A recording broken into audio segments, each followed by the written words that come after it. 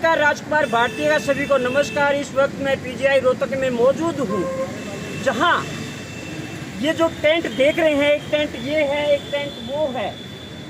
Tent का मतलब ये नहीं है यहाँ कोई पार्टी चली हुई है। यहाँ किसी की पीड़ा है, किसी का दर्द है। यहाँ जो बैठे हुए जो कर्मचारी हैं, इनकी बहुत बड़ी एक समस्या है जो सरकार नहीं सुन रही। मैं अपने चैनल के माध्यम से बताना चाहूँगा, इस प्रकार की हड़ताल पूरे समाज को खराब कर देती है और ऐसी हड़तालों को देख करके सरकार को चाहिए कि ऐसे ऐसे कर्मचारियों की आवाज़ को सुन लेना और उसके ऊपर उस समस्या का समाधान करना। पीजीआई में किसी भी मरीज का इलाज इनके बगैर संभव नहीं है। सबसे पहले HIV की जांच होना आवश्यक है। जब ये कर्मचारी ही अपना काम धाम छोड़ करके बैठ जाएंगे तो मरीज की मदद कौन करेगा? बगैर जांच के उस मरीज का इलाज संभव कैसे होगा? आखिर इनकी क्या मांग है? क्यों ये इतने समय से धरने पर बैठे हुए हैं? तो आपने अपना काम छोड़ करके इस प्रकार का धरना देने की आवश्यकता क्यों पड़ी? सर, बहुत सालों से हमने सरकार के जो भी फैसला हुआ उसका बहुत सम्मान किया। मरीजों के हित को देखते हुए आज तक हमने कोई स्ट्राइक कोई हड़ताल नहीं की। अगर हमने अपनी कोई बात रखी है तो ज्ञापन के माध्यम से रखी है। हेडक्वार्टर को भी अपनी डिमांड भेजी। पिछली बार फाइलें हमारी बनी, ACC बात हो गई, फाइनेंस डिपार्टमेंट तक गई। हमने कभी धरना हड़ताल प्रदर्शन कुछ नहीं किया क्योंकि वो मरीजों के हित को देखती है। क्योंकि हमारा जो काम है ये ऐसा काम है जिसके बिना कोई भी इलाज संभव नहीं है। ऑपरेशन होता है तो हमारे को जाना पड़ता है, एड्स का टेस्ट होगा तब ये होता है। अगर किसी को कोई डिलीवरी होनी है तो उस पेशेंट का भी पहले टेस्ट होगा। किसी ने कान भी सिलवाना है तो उसके सबसे पहले HIV का टेस्ट होगा। कोई TB का मरीज है और कोई जो भी काम होना है हॉस्पिटल में सारा HIV से होकर गुजरना पड़ता है। इस पेशेंट को इसको देखते हुए आज तक हमने कभी हड़ताल धरना प्रदर्शन नहीं किया। इसी सरकार के सौतेले व्यवहार की वजह से और हड़ताल प्रदर्शन ना करने की वजह से पेशेंट को इससे देखते हमने कोई धरना प्रदर्शन नहीं किया। जिसकी वजह से हमारा सबसे बड़ा नुकसान क्या हुआ कि सरकार ने NHM में जितने सारे और कंपोनेंट थे, RPS के, RCS TG वाले, ये हमारे से बाद में स्टार्ट हुए। इन सबको NHM में डाल के इनको सर्विस बायलाज दे दिए हैं। लेकिन हमें वही मात्र पहले 13,000 रुपये देते थे, अब इन्होंने 20,000 रुपये मात्र। अब 20,000 में इतने सारे 15-15, 20-20 साल की जो इनकी सर्विस हुई है, इनमें घर का गुजारा भी नहीं करना चाहिए। बिल्कुल बिल्कुल बिल्कुल सर। हम जो जितने भी हरियाणा एड्स कंट्रोल सोसाइटी के एम्प्लॉइज हैं वो सारे इतने गंभीर बीमारी का इलाज और उसकी जांच और देख रेख करते हैं जो कि पूरे हमारा जो हेल्थ डिपार्टमेंट है कोई भी नहीं करता। इवन जो डॉक्टर है, स्टाफ नर्स है, उनके पास पेशेंट तब जाता है जब हम स्क्रीन करके भेजते हैं। जब हम इतनी गंभीर बीमारी वाले पेशेंट को देखें उसके बावजूद भी सरकार ने हमारे साथ सोचने का व्यवहार किया। मैं आपके दर्पण न्यूज़ के माध्यम से सरकार से ये बताना चाहूँगा कि अभी सुनने में आया था समाचार पत्रों के माध्यम से कि सरकार कोई पॉलिसी बनाने जा रही है कच्चे कर्मचारियों को पक्का करने के लिए। तो मेरी आपके दर्पण न्यूज़ के माध्यम से सरकार से यही प्रार्थना है कि सरकार अगर कोई ऐसी पॉलिसी बना रही है कच्चे कर्मचारियों को पक्का करने के लिए तो इन हरियाणा एड्स कंट्रोल सोसाइटी के जितने भी कर्मचारी हैं, जितने भी सेक्टर हो, PPDC हो, वायरल लोड हो, माइक्रोबायोलॉजी हो, SRL हो, इन सब के कर्मचारियों को उसी पॉलिसी में डाल के नियमित किया जाए। अगर सरकार ऐसी कोई पॉलिसी नहीं बना रही है तो इनको NHM की तरफ से सर्विस बायलाज दिए जाए, स्टेट शेयर दिया जाए। जैसे हमारे पड़ोसी राज्य दिल्ली में HIV एड्स कंट्रोल सोसाइटी के कर्मचारी को स्टेट शेयर वो दिल्ली सरकार दे रही है।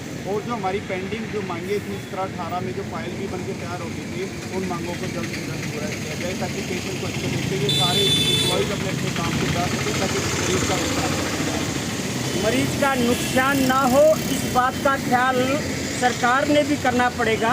शासन ने जरूर इस बात पर ध्यान रखना चाहिए।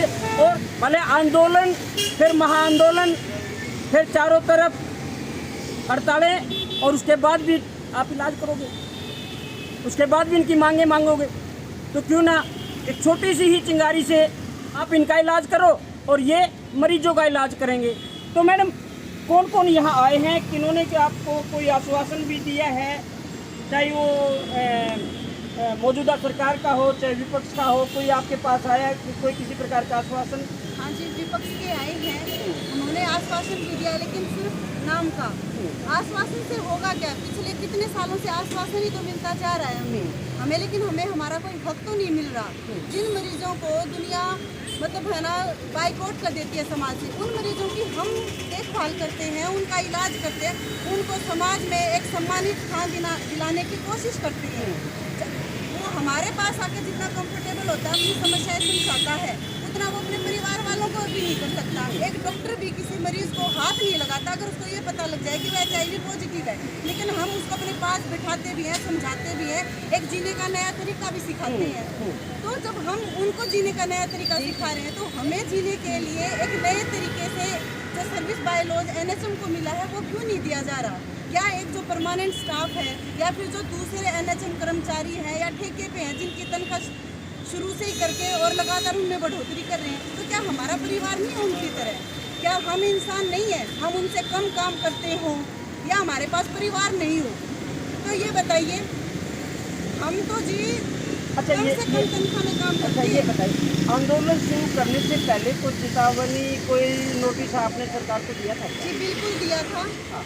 हमने सरकार को भी दिया था। हमारे जो नोडल ऑफिसर हैं या CM ऑफिसर हैं, उससे पहले उनको ज्ञापन सौंपा, उसके बाद हम यहाँ बैठे हैं। तो आज यहाँ जो मेडिकल के PGI के जो डायरेक्टर हैं, VC साहब हैं, तो उनके नोटिस में ये गया है, उन्होंने भी कोई कदम ऐसा उठाने का प्रयास किया क्या? जी हमारे नोडल ऑफिसर हैं डॉक्टर HK अग्रवाल, हमने उनको ज्ञापन सौंपा था कि जी हम 1 तारीख से हड़ताल पे जा रहे हैं, हमारी ये मांगे हैं और अगर हमारी ये मांगे नहीं मानी तो हम हड़ताल पे जाएंगे। जी उनका तो जी वही बात है कि ऊपर से जो ऑर्डर आएगा उस हिसाब से चलेंगे, बाकी उनकी तरफ से हमें कोई शांति पूर्वक संतोषजनक कोई जवाब मिला नहीं है, इसीलिए हम यहाँ 1 तारीख को अपना धरना प्रदर्शन करने के लिए बैठ गए हैं। तो आपकी जो ये समस्या है, इसका समाधान कैसे हो जाए? देखिए, जैसे दूसरे कर्मचारियों को पक्का किया जा रहा है नियमित रूप से, तो हमें भी नियमित किया जाए, क्योंकि 20-20 साल से लगे हुए हैं, क्या इनको हक नहीं है? अब इनके पास है ना, कई तो ऐसे हो गए कि जिनकी उम्र इतनी बढ़ गई कि वो परमानेंट के फॉर्म भी नहीं भर सकते। अब परमानेंट उनको तो फॉर्म भरने की अनुमति है नहीं और उनको वो पक्का करेंगे नहीं, तो जी परिवार तो उनका भी है। वो 20-20 हज़ार में, पहले 13,000 में काम चला रहे थे, अब 20,000 में चला रहे हैं। इस महंगाई में सरकार ने महंगाई जिस दर से बढ़ाई, उस दर से हमारी तनख्वाह भी बढ़ा दो। तो ये मामला 20 सालों से है? जी हाँ, लगातार जिस दिन से है तभी से तो चल रहा है। तो लगेगा कि मेजर से PGI को तो पहले ये है कि सरकारी हॉस्पिटल में इलाज नहीं होता। वैसे ये सोचेंगे कि HIV/AIDS वाले जो पहले इलाज करते थे अब नहीं हो रहा है, तो वो हमारे वो सोचेंगे कि वो भी PGI जैसे ही हो गए हैं। उनको हमारी मजबूरी का पता नहीं है कि हम किस मजबूरी की वजह से यहाँ पे बैठे हैं। अगर चेकअप आता है उसका करते हैं या उसका भी बंद है? और इमरजेंसी में तो पहले तो होता था, आजकल होता है या नहीं होता उसके बारे में पता नहीं, लेकिन इमरजेंसी और ट्रॉमा सेंटर में जो HIV टेस्टिंग होती थी और वहाँ पर जो रिएक्टिव निकल जाता था HIV का, तो उसको हमारे पास भेजते थे, हम उसको कॉल करते थे उसी दिन और उसी दिन उसको दवाई से जुड़वाने की पूरी कोशिश की। नहीं, लैब टेक्नीशियन तो आप सभी हैं ना, यहीं बैठे हैं, हाँ जी, तो लैब में तो काम ही नहीं हो रहा है। नहीं, और वो अब कुछ उन्होंने जो रेगुलर एम्प्लॉई है उनको लगा रखा है, लेकिन जो हमारे प्राइवेट कहीं से रिपोर्ट करवा के आ रहे हैं, तो वो बेचारे आप ये देखो सर 5-6 दिन से इधर उधर घूम रहे हैं, उनका कहीं पर भी जो है टेस्ट संभव नहीं हो रहा है। आज भी मैं सुबह उतर गई थी तो मेरे को आज भी एक ऐसा ही मिला था। और हमारे डिपार्टमेंट में सर 2 छोटे बच्चे हैं जो जिनका 45 दिन पे टेस्ट करना जरूरी होता है, वो बच्चे भी आए थे, लेकिन हम क्या करें, इस सरकार की रवैये की वजह से हमें जो हड़ताल करनी पड़ी है, उसकी वजह से सर हम उन बच्चों का भी टेस्ट नहीं कर पाए। और उन बच्चों का टेस्ट करना सर बहुत ही ज़रूरी है, क्योंकि अगर वो बच्चे HIV पॉजिटिव निकल जाते हैं तो उनका इलाज बहुत ज़रूरी है। अगर उनका टाइम पर इलाज नहीं होता सर तो वो बच्चे मौत के करीब जा सकते हैं।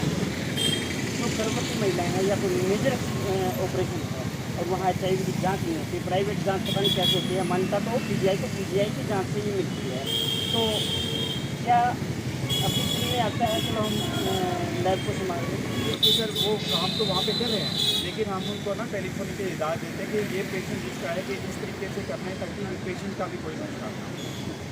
कुछ और भी कहना चाह रहे हाँ, थे मैं ये कहना चाह रहा था सर, आपके दर्पण न्यूज़ के माध्यम से ये कहना चाह रहा था कि सरकार अगर हमें चाहे ना तो हमारा काम एक दिन में हो सकता है, हमारी समस्या का वो कैसे? वो ऐसे हो सकता है सर, हमारे जो total Haryana AIDS control society के एम्प्लॉइज है ना वो 400 साढ़े 400 के करीब।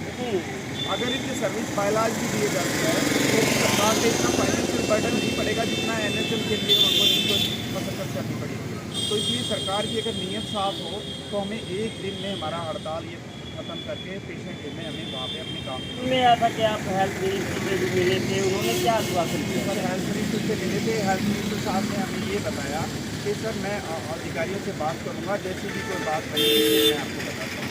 इसलिए ये बना रोज नए मरीज डिटेक्ट हो रहे हैं HIV पॉजिटिव। अब हम सब तो यहाँ बैठे हैं, उनकी ना तो दवाइयाँ शुरू हो रही हैं और वो परेशान मरीज जो पहले से ही है ना इस बीमारी का नाम सुनते यद मरा तो वो पहले ही हो जाता है।